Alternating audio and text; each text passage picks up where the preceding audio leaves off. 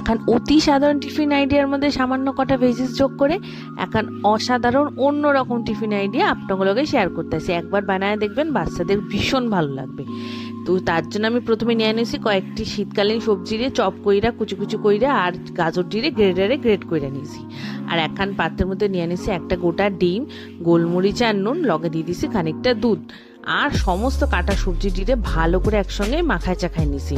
আর ওই যে ছোটবেলায় দাদুর দোকানে কিনতে পাওয়া যেত ওই কালো ছোট ছোট পাউরুটিগুলো সেদিরে নিয়ে 2 টুকরা কইরা ভালো করে তাওয়াতে দিয়া সাইটকা নিছি।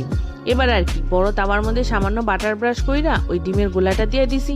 এপিট ওপিট পাউরুটি দিয়া ভালো করে সাইটকা নিয়ে পিস পিস করে কাটতে নিছি। বাস এই ছিল আমার মেইন টিফিন বক্স। লগে দিয়ে দিয়েছিলাম একখান গুড়ের রসগোল্লা আর একটা 5 স্টার। আজকে একটু নতুনত্ব দিছি, খানিকটা মাজা ছিল বাড়িতে, সেটাই একখান বোতলে ভইরা দিয়ে দিছি।